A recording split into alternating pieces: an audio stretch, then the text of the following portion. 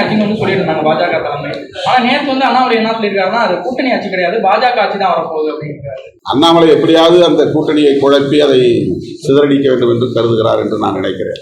அண்ணாமலை இல்லாமல் அப்படி ஒரு கூட்டணி அமைவது அண்ணாமலைக்கு பிடிக்கவில்லை. திராவிட முன்னேற்ற கழகம் நிரந்தரமாக டாஸ்மாக் கடைகளை மூடுவது குறித்து ஒரு தீர்க்கமான முடிவை எடுக்க வேண்டும் என்று நாங்கள் வேண்டுகோள் விடுக்கிறோம். ஒரு டெம்பரரி க்ளோஷர் அப்படிங்கிறது ஒரு தற்காலிகமான நிலைப்பாடு, அதில் எங்களுக்கு எந்த உடன்பாடும் இல்லை.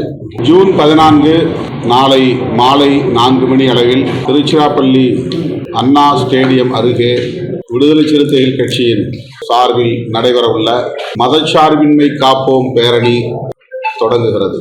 அங்கிருந்து டிவிஎஸ் ரவுண்டானா, மகாத்மா காந்தி சிலை, பெரும்பிடுகு முத்தரையர் சிலை ஆகியவற்றை கடந்து மாநகராட்சி பள்ளி அருகே பேரணி நிறைவு பெறுகிறது. தமிழ்நாடு முழுவதும் விடுதலை சிறுத்தைகளின் முன்னணி பொறுப்பாளர்கள் பல்லாயிரக்கணக்கில் இந்த பேரணியிலே பங்கேற்கிறார்கள்.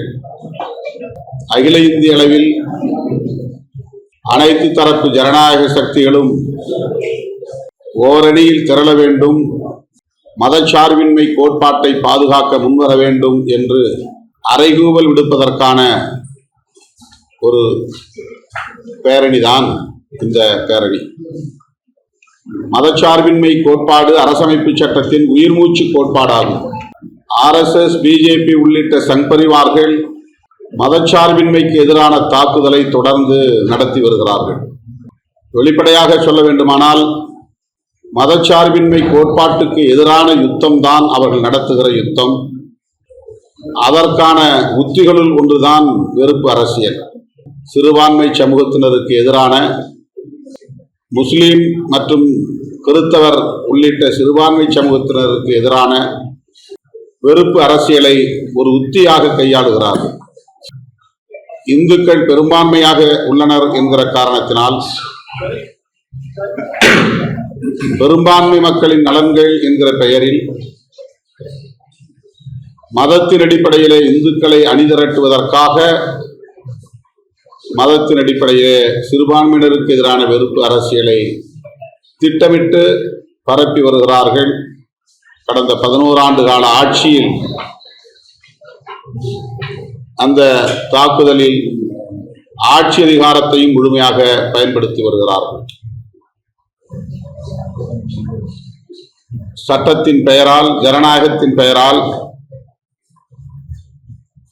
சட்டவிரோதமாக, அரசமைப்பு சட்ட விரோதமாக செயல்பட்டு வருகின்றனர். குடியுரிமை திருத்த சட்டம் அரசமைப்பு சட்டத்திற்கு எதிரானது, மதச்சார்பின்மைக்கு எதிரானது. அரசமைப்பு சட்டத்தின் உறுப்பு எண் 370 நீக்கம் அரசமைப்பு சட்டத்திற்கு எதிரானது, மதச்சார்பின்மைக்கு எதிரானது. முத்தலாக் திருத்த சட்டம் அரசமைப்பு சட்டத்திற்கு எதிரானது, மதச்சார்பின்மைக்கு எதிரானது. வக்ஃப் திருத்த சட்டம் அண்மையிலே நிறைவேற்றப்பட்ட சட்டம் அரசமைப்பு சட்டத்திற்கு எதிரானது, அதன் உயிர்மூச்சு கோட்பாடான மதச்சார்பின்மைக்கு எதிரானது. இவையெல்லாம் மேலோட்டமாக பார்த்தால் முஸ்லீம்களுக்கு எதிரானது என்று தோன்றும்.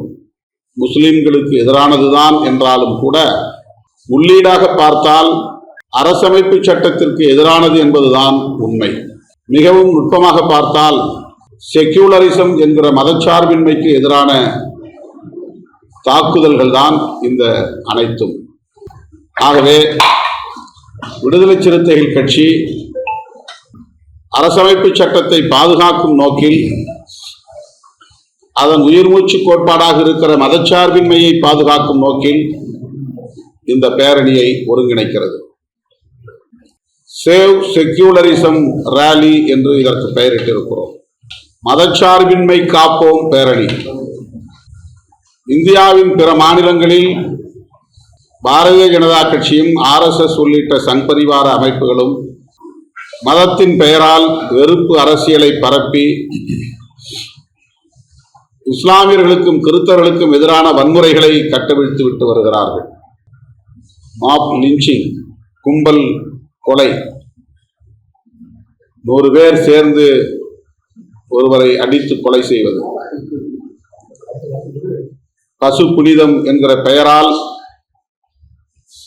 மதமாற்றம் செய்கிறார்கள் என்கிற குற்றச்சாட்டின் பெயரால் இந்த லிஞ்சிங் என்கிற கும்பல் கொலை கலாச்சாரம் சங் பரிவார்களால் இந்த மண்ணிலே வேரூன்றி இருக்கிறது, திட்டமிட்டு பரப்பப்பட்டு வருகிறது.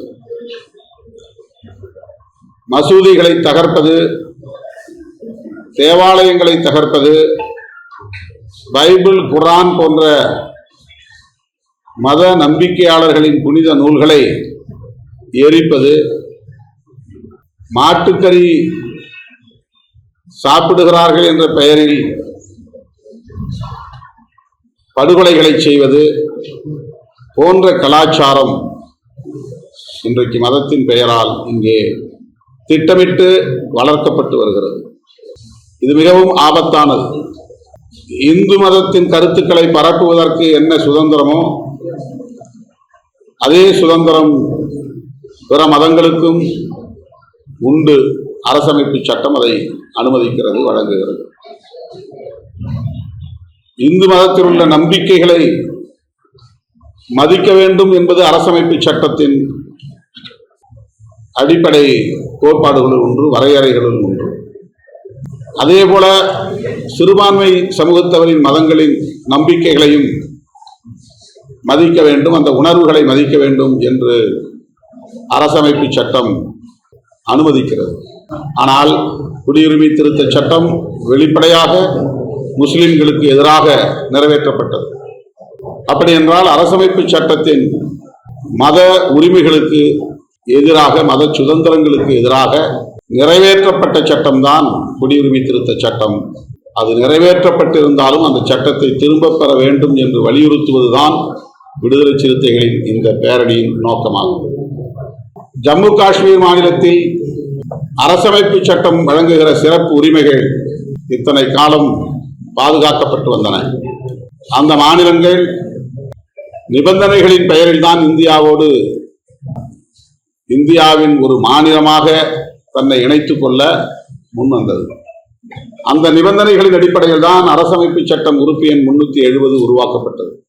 ஆனால் வரலாற்றை முற்றாக சிதைக்கும் வகையில், திரித்து கூறும் வகையில் RSS, சங் பரிவார் அமைப்புகள், பாஜக அந்த மாநிலங்களில் பன்னாட்டு முதலாளிகளுக்கு கதவுகளை திறந்து வைப்பதற்காக, அந்நிய முதலீடுகளை கொண்டு வந்து குவிப்பதற்காக, அங்குள்ள இயற்கை வளம், கனிம வளம் உள்ளிட்ட இயற்கை வளம் அனைத்தையும் சுரண்டுவதற்கு ஏதுவாக அரசமைப்பு சட்டம் எண் 370 நீக்கம் செய்தார்கள். இது இஸ்லாமியர்களுக்கு எதிரான நடவடிக்கை. அதனால் அது அரசமைப்பு சட்டத்திற்கும் எதிரான நடவடிக்கை. இப்படி சொல்லிக்கொண்டே போகலாம். எந்த மதத்தின் தனிச்சட்டத்திலும் தலையிடாத இந்திய ஒன்றிய அரசு, எந்த மதத்தின் சொத்து நிர்வாகத்திலும் தலையிடாத இந்திய ஒன்றிய அரசு, இஸ்லாமியர்களின் சொத்து நிர்வாகத்தில் மட்டும் வெளிப்படையாக தலையீடு செய்வது அரசமைப்பு சட்டத்திற்கு எதிரானது, மதச்சார்பின்மைக்கு எதிரானது. ஒரு மதத்தை ஆதரிக்க கூடாது அரசு என்பதை தாண்டி எந்த ஒரு மதத்தையும் வெறுக்கக்கூடாது, எதிர்க்கக்கூடாது என்பதும் சேர்ந்ததுதான் மதச்சார்பின்மை. மதத்திற்கு ஆதரவாக இருப்பது கூடாது என்பது மட்டுமே மதச்சார்பின்மை இல்லை. எந்த ஒரு மதத்தையும் எதிர்க்கக்கூடாது, பகைக்கக்கூடாது, வெறுக்கக்கூடாது என்பதும் சேர்ந்ததுதான் செக்குலரிசம், மதச்சார்பின்மை.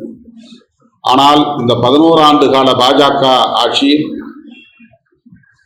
தமிழ்நாடு தவிர பிற அனைத்து மாநிலங்களிலும் முஸ்லிம்களுக்கு எதிரான வன்முறைகளை கட்டவிழ்த்து விட்டார்கள்.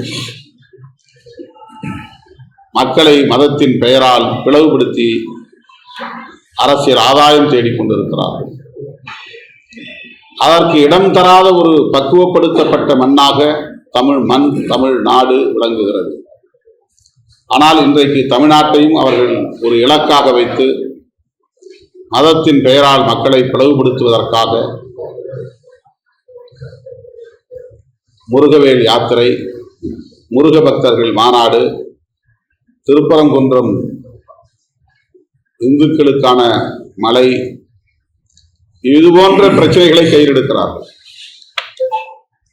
தமிழ் மக்களின் இதர ஜனநாயக உரிமைகளுக்காக போராடாதவர்கள், சமூக நீதிக்காக போராடாதவர்கள், அடிப்படை வசதிகளுக்காக போராடாதவர்கள், சாதிய வன்கொடுமைகளை எதிர்த்து போராடாதவர்கள், கோயில் நுழைவு உரிமைகளை பற்றி பேசாதவர்கள், அரசு குத்தகைகளில், அரசு சொத்துக்களில் தலித்துகள் பழங்குடியினருக்கும் உரிமை உண்டு என்று வாதாடாதவர்கள், மதத்தின் பெயரால் தமிழ்நாட்டு மக்களை ஏய்ப்பதற்காக தமிழ் கடவுள் முருகனின் பெயரால் முருகவேல் யாத்திரை போகிறார்கள். இப்போது முருக பக்தர்கள் மாநாட்டை ஒருங்கிணைக்கிறார்கள். ஆகவே அவர்களின் நோக்கம் தமிழ்நாட்டை மேம்படுத்துவதல்ல, தமிழ்நாட்டு மக்களின் உணர்வுகளை தங்களுக்கு சாதகமாக மாற்றிக்கொள்வதுதான்.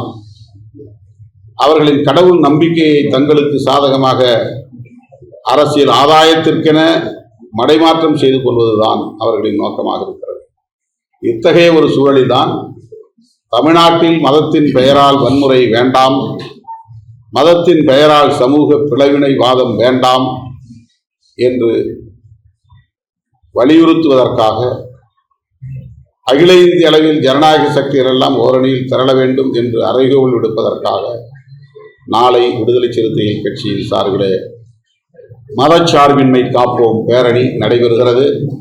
இந்த பேரணியில் பல்லாயிரக்கணக்கில் சிறுத்தைகள் பங்கேற்க இருக்கிறார்கள் என்றாலும் கூட கட்சி சார்பற்ற முறையிலே மனித உரிமை ஆர்வலர்கள், சமூக செயற்பாட்டாளர்கள், பெண் உரிமை போராளிகள்,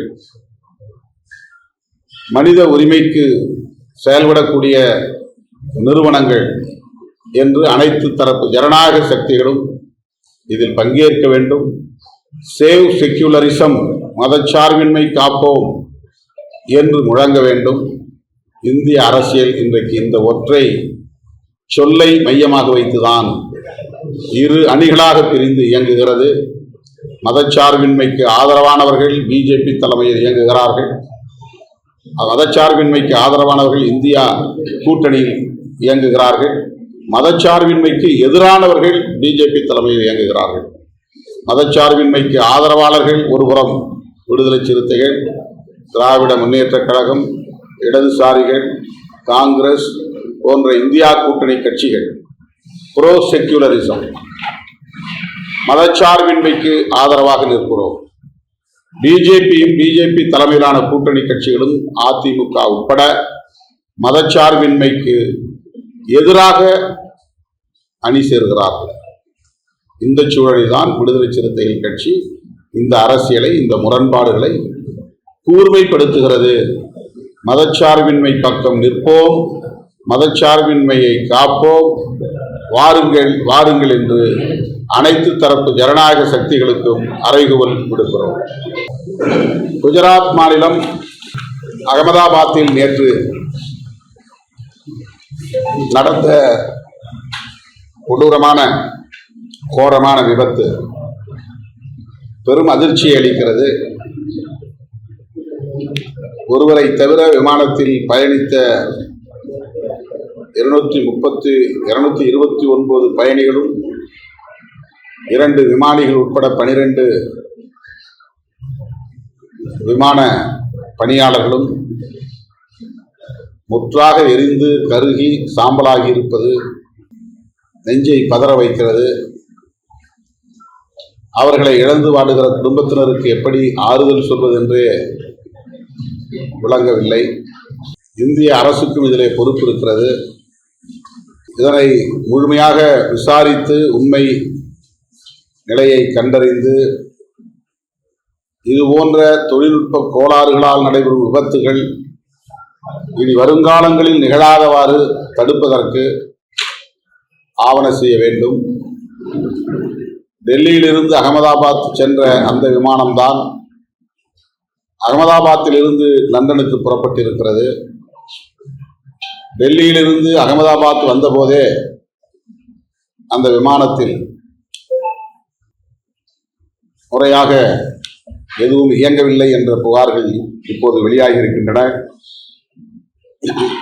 ஏசி வேலை செய்யவில்லை, இதர எலக்ட்ரானிக் சிஸ்டம் வேலை செய்யவில்லை என்றெல்லாம் இப்போது சில பயணிகள் அது குறித்து எழுதுகிறார்கள். டாடா நிறுவனம் 1 கோடி ரூபாய் வழங்குவதாக அறிவித்திருக்கிறது. எத்தனை கோடிகளை கொடுத்தாலும் ஈடு செய்ய முடியாது. இந்த இழப்பை சகித்துக் கொள்ள முடியாது.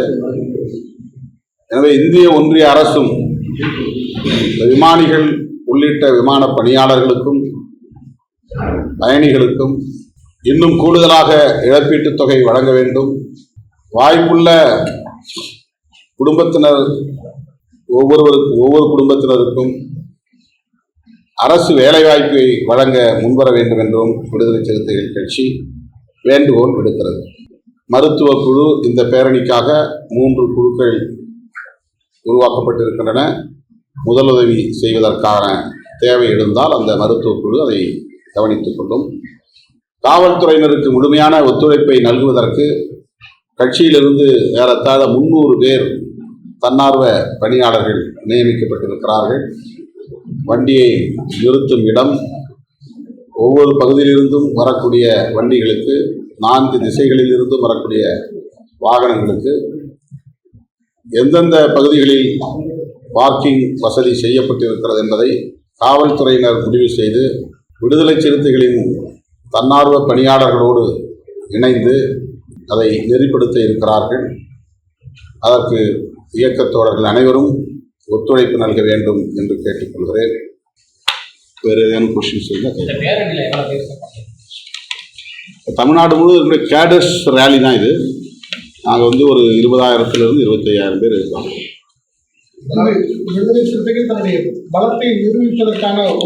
இது தேர்தலை மையப்படுத்தி நாங்கள் இதை செய்யவில்லை. இது ஏற்கனவே திட்டமிட்டது. நாங்கள் மே 31ஆம் தேதியே இதை நடத்தி இருக்க வேண்டும். இன்னும் சொல்ல போனால் அதற்கு முன்னதாகவே நாங்கள் யோசித்தோம். பிப்ரவரி, மார்ச் அந்த தேதிகளிலேயே நடத்த திட்டமிட்டிருந்தோம். வக்ஃப் திருத்த சட்டத்தை எதிர்த்து தமிழ்நாடு முழுவதும் அனைத்து மாவட்ட தலைநகரங்களிலும் ஆர்ப்பாட்டம் நடத்திய போதே இந்த பேரணி குறித்து நாங்கள் அறிவித்தோம். பன்ருட்டில் நடைபெற்ற ஒரு பொதுக்கூட்ட நிகழ்வில் பிப்ரவரி மாதம் என்று கருதுகிறேன், மார்ச் மாதம் என்று கருதுகிறேன், அந்த பொதுக்கூட்ட நிகழ்விலேயே இந்த வக்ஃப் திருத்த சட்டத்தை திரும்ப பெற வலியுறுத்தி அடுத்த கட்ட நடவடிக்கையில் விடுதலை சிறுத்தைகள் களமிறங்கும் என்று நான் அறிவித்தேன். அதன் அடிப்படையில் தான் இந்த பேரணியை நாங்கள் அறிவித்திருக்கிறோம். தேர்தலுக்கும் இந்த பேரணிக்கும் எந்த சம்பந்தமும் இல்லை. ஆனால் தேர்தலை மையப்படுத்தி முருக பக்தர்கள் மாநாடு நடத்துகிற பாஜகவின் RSSல் மதவாத அரசியல் தமிழகத்தில் வேரூன்றிவிடக்கூடாது என்கிற அடிப்படையில் நாங்கள் மிகுந்த முன்னெச்சரிக்கையோடு கொள்கை அடிப்படையிலே இதை ஒருங்கிணைக்கிறோம். அதிமுக கூட்டணியில் பாஜக 75 சீட்டுகள் வரைக்கும் வந்து எதிர்பார்ப்பதாக அண்ணாமலை சொல்லியிருக்காரு. அதே போல மார்க்சிஸ்ட் கட்சியில் இந்த அணியில் வந்து அதிக தொகுதிகள் வந்து கேட்கணும், எங்களோட நிலைப்பாடு மார்க்சிஸ்ட் கட்சியில் சொல்லியிருக்காங்க. உங்களுக்கு அப்படி ஏதாவது அதிக தொகுதிகள் கேட்கணும் அப்படிங்கிற விருப்பம் இருக்கா, அல்லது மனசுல மட்டும் இடம் கொடுத்தா உங்களோட நிலைப்பாடு என்ன? இல்லை, ஏற்கனவே அவங்க 25 தொகுதிகள் கேட்டிருந்தீங்க. நெகோசியேஷன்ங்கிறது ஆன் த டேபிள், அதில் தான் முடிவு செய்யப்படும். முன்கூட்டியே சொல்றது இல்லை. பேச்சுவார்த்தைங்கிறது சில கோரிக்கைகள் நம்ம வைப்போம், அது வேற. எதிர்பார்ப்பு நமக்கு இருக்கலாம். ஆனால் வந்து கூட்டணி கட்சிகள் தலைமை தாங்குகிற கட்சியோடு பேச்சுவார்த்தை நடத்துவது என்பது அந்த நேரத்தில் உள்ள அரசியல் சூழலை அடிப்படையாக கொண்டுதான் நிகழும். 6 மாதங்களுக்கு முன்பே சொல்ல முடியாது. அந்த மாதிரி ஒரு நிபந்தனை அரசியலை நாம் இங்கே கூட்டணிக்குள்ளாக செய்ய முடியாது. ஆனால் எதிர்பார்ப்பு என்பது எப்போதுமே உண்டு. இந்த தேர்தலில் மட்டுமல்ல, எல்லா தேர்தல்களிலும் நாங்கள் கூடுதலாக எழுதி கொடுத்து எங்களுக்கு இந்த இடங்கள் வேண்டும் என்று கேட்பது வழக்கமானதுதான். எங்கள் கட்சி நலன் என்று மட்டும் நாங்கள் பார்ப்பதில்லை. நாங்கள் இடம்பெறுகிற கூட்டணியின் நலன் முதன்மையானது. நாங்களும் சேர்ந்து உருவாக்கிய கூட்டணி தான் மதசார்பற்ற முற்போக்கு கூட்டணி. தனித்தனியே திமுக கட்சியோடு, அந்த கழகத்தோடு தனித்தனியே நாங்கள் அணுகுவது என்கிற நிலை இல்லை. எல்லா கட்சிகளும் ஒரே அணியாக இருக்கிறோம். ஒரே இயக்கமாக மதசார்பற்ற முற்போக்கு கூட்டணியாக இயங்குகிறோம். இந்த கூட்டணியின் நலன்களில் திமுகவுக்கு எவ்வளவு பொறுப்பு இருக்கிறதோ அந்த பொறுப்பு ஒவ்வொரு கட்சிக்கும் உண்டு, இந்த ரெஸ்பான்சிபிலிட்டி. அதனால் at the time of negotiation, பேச்சுவார்த்தை நடத்துகிற அந்த சூழலில் யாவற்றையும் கருத்தில் கொண்டு எங்கள் நலன்களையும் முன்னிறுத்தி நாங்கள் தொகுதிகளின் எண்ணிக்கையை முடிவு செய்வோம். இந்தியா கூட்டணி கட்சிகளுக்குள்ள ஒரு கொள்கை ரீதியான ஒரு செயல் திட்டம், ஒற்றுமை இதெல்லாம் இருக்கு. அந்த செயல் திட்டத்துல கூட்டணி மந்திரி சபை அப்படிங்கிற விஷயத்தை நீங்க எதுவும் வலியுறுத்துவீங்களா? நான் ஏற்கனவே பலமுறை சொல்லிவிட்டேன், இந்த தேர்தல் அதற்கான ஒரு சூழலாக அமையவில்லை. கூட்டணி ஆட்சி என்பதை நாங்கள் நெடுங்காலத்திற்கு முன்பே ஒரு நிலைப்பாடாக கொண்டிருக்கிறோம். அதனை ஒரு கோரிக்கையாகவும் நாங்கள் வெளிப்படுத்தி இருக்கிறோம். இன்றைக்கும் அந்த நிலைப்பாட்டில் நாங்கள் தெளிவாக இருக்கிறோம். ஆனால் அதற்கான காலமாக இந்த தேர்தல் காலம் கனியவில்லை என்பது எங்களுடைய நம்பிக்கை. திமுக கூட்டணி கட்சிகள் வந்து எங்கெல்லாம் பேச்சுவார்த்தை இருக்காங்க பிஜேபி, அது சும்மா அவங்க ஒரு மாய தோற்றத்தை உருவாக்க பார்க்கிறார்கள், அல்லது திமுக கூட்டணியிலே ஒரு சலசலப்பை ஏற்படுத்த பார்க்கிறார்கள். இதற்கெல்லாம் கலங்கக்கூடிய அல்லது அஞ்சக்கூடிய நிலையில் திமுகவோ திமுக கூட்டணியில் உள்ள கட்சிகளோ இல்லை என்பதுதான் யதார்த்தமான உண்மை. பாஜக கூட்டணியில் அல்லது அதிமுக கூட்டணியில் ஏற்கனவே இடம்பெற்றிருந்த கட்சிகளே இப்போது வெளியில் இருக்கின்றன. அவர்களையே இவர்களால் வளைத்து போட முடியவில்லை, இன்னும் கூட்டணிக்குள் இணைக்க முடியவில்லை. மிகவும் குறிப்பாக சொல்ல வேண்டுமானால் பாட்டாளி மக்கள் கட்சி இதே கூட்டணியில் இருந்த கட்சி, தேமுதிக இதே கூட்டணியில் இருந்த கட்சி. அமித்ஷா அவர்கள் தேர்தல் கூட்டணி தொடர்பாக 2வது முறை தமிழகத்திற்கு வந்துவிட்டார். ஆனால் உள்துறை அமைச்சர் என்கிற முறையில், பாஜகவின் மூத்த தலைவர் என்கிற முறையில், கூட்டணியில் மிக முக்கியமான அங்கம் வகிக்கும் பாஜகவின் முன்னணி தலைவர்கள் என்கிற முறையில் கூட அமித்ஷா அவர்களை சந்திப்பதற்கு பாமகவும் தயாராக இல்லை, தேமுதிகவும் தயாராக இல்லை. இன்னும் அதிமுக ஒரு வடிவம் பெறவில்லை என்பதுதான் கசப்பான உண்மை. ஆனால் அவர்கள் திமுக கூட்டணியிலிருந்து சிலர் வருவார்கள் என்று சொல்லுவது நகைப்புக்குரியது, நகைமுரண். 2026 பாஜக கூட்டணி ஆட்சின்னு சொல்லியிருந்தாங்க பாஜக தலைமை. ஆனா நேற்று அண்ணாமலை என்ன சொல்லியிருக்காருன்னா அது கூட்டணி ஆட்சி கிடையாது, பாஜக ஆட்சி தான் வரப்போகுது அப்படிங்கிறாரு. அண்ணாமலை எப்படியாவது அந்த கூட்டணியை குழப்பி அதை சிதறடிக்க வேண்டும் என்று கருதுகிறார் என்று நான் நினைக்கிறேன். அண்ணாமலை இல்லாமல் அப்படி ஒரு கூட்டணி அமைவது அண்ணாமலைக்கு பிடிக்கவில்லை. அந்த 2 கட்சிகளும் ஒன்று சேர்ந்து மற்ற கட்சிகளையும் இணைத்து தேர்தலை சந்திக்க கூடாது என்று அவர் நினைக்கிறார் என்று நான் நம்புகிறேன். சார், இப்போ ஷேரிங் ஆஃப் பவர்ஸ், அதுக்கப்புறம் ப்ரெஷர் டாக்டிஸ் பண்ணி நம்ம சீட்டை வாங்க மாட்டோம்ன்றது நீங்கள் எப்பயுமே நிலைப்பாடோட இருக்கு. பட் ஆனால் தலித் மக்கள் மீதான வன்கொடுமைன்றது நிறைய இடங்களில் களத்தில் நடக்குது, நிறைய இடங்களில் நீங்களும் போயிருக்கீங்க. ஆனால் அதில் ஒரு காமன் மினிமம் ப்ரோக்ராமோ இல்லை ஸ்ட்ராங்கான பாலிசியோ நீங்கள் தொடர்ந்து வலியுறுத்துறீங்களா? அந்த எலெக்ஷன் தொடர்பான விஷயம் கேட்குறேன். அது வன்கொடுமை தொடர்பான விஷயங்களா இருந்தாலும் சரி, களப்பு திருமணங்களுக்கான பாதுகாப்பாக இருந்தாலும் சரி. ஏன்னா களத்தில் அது பல விசிகா தோழர்கள்ட்ட பேசும்போதே அவங்க அதை வெளிப்படுத்தக்கூடிய ஒரு கள நிலவரம் இருக்கு. நீங்க சொல்லுவதை போல காமன் மினிமம் ப்ரோக்ராம் போடக்கூடிய அளவுக்கு அல்லது அது போன்ற ஒரு வலுவான நிபந்தனைகளை முன்வைக்கக்கூடிய அளவுக்கு சமமான வலிமையை நாங்கள் பெற வேண்டும். நாங்கள் சமமான வலிமையை பெறுகிற வரையில் இது போன்ற கடுமையான நிபந்தனைகளை முன்வைக்க இயலாது என்பது நடைமுறை சாத்தியம் ஆகியவற்றை கணக்கில் கொண்டுதான் முடிவு செய்ய முடியும். பிராக்டிக்கலாக அது முடியாது. எங்களுக்கு அந்த ஐடியா இருக்குது, அதில் எங்களுக்கு ஒரு திட்டம் இருக்குது. ஆனால் இன்றைக்கு நாங்கள் இது போன்ற நிபந்தனைகளை வைத்து கூட்டணியை தீர்மானிக்கக்கூடிய அளவுக்கு இன்னும் வலிமை பெற வேண்டிய தேவை இருப்பதாக உணர்கிறோம். தமிழ்நாட்டில் சாதி அமைப்புகள், அரசியல் கட்சிகள் இந்த பேரணி நடத்துறாங்கன்னு சொன்னாங்க. அருகாமையில் இருக்கக்கூடிய இந்த டாஸ்மாக் கடைகள்லாம் மூடுறது வழக்கமாக வச்சிருக்காங்க. இப்போ நாளைக்கு விடுதலை சிறுத்தைகள் நடத்தக்கூடிய பேரணி செல்லக்கூடிய அந்த பாதையிலையும் டாஸ்மாக் எல்லாம் மூடப்படுது. இது எப்படி பார்க்குறீங்க? நிரந்தரமா டாஸ்மாக் கடைகளை மூட வேண்டும் என்பது எங்களுடைய கோரிக்கை. அதை திரும்ப திரும்ப நாங்கள் சொல்லி வருகிறோம். இந்த தேர்தலிலாவது திராவிட முன்னேற்ற கழகம் நிரந்தரமாக டாஸ்மாக் கடைகளை மூடுவது குறித்து ஒரு தீர்க்கமான முடிவை எடுக்க வேண்டும் என்று நாங்கள் வேண்டுகோள் விடுக்கிறோம். டெம்பரரி க்ளோஷர் அப்படிங்கிறது ஒரு தற்காலிகமான நிலைப்பாடு. அதில் எங்களுக்கு எந்த உடன்பாடும் இல்லை. தமிழ்நாடு மட்டுமல்ல, தேசிய அளவிலே மதுக்கடைகளை மூட வேண்டும் என்பதுதான் பாதுகாப்பானது. காந்தியடிகளை நாம் தேசிய தலைவராக, இந்திய தேசத்தின் தந்தையாக ஏற்றுக்கொள்கிற நிலையில் அவருடைய உயிர் மூச்சு கோட்பாடுகளில் ஒன்றான மதுவிலக்கை பொருட்படுத்தாமல் இருக்கும். காங்கிரஸ் மதுவிலக்கு கொள்கையை தீவிரமாக கையில் எடுக்க வேண்டும். தேசிய அளவில் அதற்கு ஒரு கொள்கையை அவர்கள் வரையறுக்க வேண்டும். இதனால் இளம் தலைமுறையினரின் ஆற்றல் சிதைகிறது. அவர்களிடையே இருக்கக்கூடிய பிரமிக்கத்தக்க ஆற்றல்கள் இந்த மது பழக்கத்தால், போதைப்பொருள் புழக்கத்தால் கடுமையாக சிதைவடையும் நிலையை நாம் பார்க்கிறோம். எனவே ஒட்டுமொத்த தேசத்தின் நலன்களை கருதி மதுவிலக்கு கொள்கையை அனைவரும் சேர்ந்து உயர்த்தி பிடிக்க வேண்டும், அதை நடைமுறைப்படுத்த வேண்டும் என்பதுதான் என்னுடைய வேண்டுகோள், அறைகூவல். எதிர்கட்சியினர் திமுக இந்த ஊழல் அப்படிங்கிற அடிப்படையில தான் விமர்சனம் பண்ணிக்கிறாங்க தொடர்ச்சியா. இப்போ வரக்கூடிய தேர்தலையும் அதில் தான் கையில் எடுத்து போறாங்க. இது ஊழலுக்கு ஆட்சியாக இருக்கா? ஊழல்ங்கிறது ஒரு யுனிவர்சல் பினாமினா. எங்கெல்லாம் அரசு இருக்கிறதோ அங்கெல்லாம் ஊழலும் வன்முறையும் இருக்கும். ஊழலற்ற ஒரு ஆட்சி நிர்வாகம் என்பது உலகத்தில் எங்குமே கிடையாது.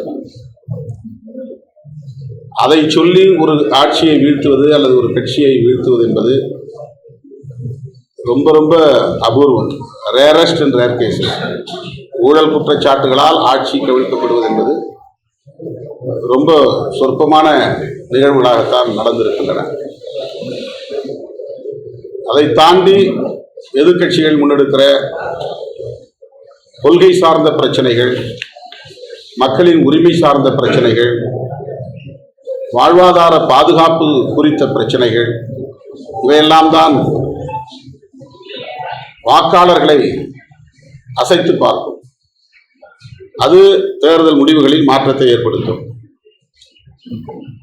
அண்ணாமலை பாஜக தலைமை பொறுப்பை ஏற்ற நாளில் இருந்து இதோ வெளியிடுகிறேன், அதோ வெளியிடுகிறேன், இத்தனை மந்திரிகள் ஊழல் குற்றச்சாட்டுகளிலே சிக்கியிருக்கிறார்கள், ஆதாரங்கள் இருக்கின்றன என்றெல்லாம் நாள் குறித்தார், கெடு விதித்தார். ஆனால் அவர் ஒரு புகாரை கூட, ஒரு பட்டியலை கூட, ஒரு ஆதாரத்தை கூட வெளிப்படுத்தாமல் வெளியேறிவிட்டார். இதுதான் இன்றைக்கு தமிழ்நாட்டு அரசியலாக நம்மால் கவனிக்க முடிகிறது. ஊழல் குற்றச்சாட்டில் இருந்தால் அவர்கள் முன்வைக்கட்டும், விசாரணைக்கு உட்படுத்தட்டும், மக்களிடத்திலே எடுத்துரைக்கட்டும். அது மக்களுக்கு நல்லது, நாட்டுக்கு நல்லது.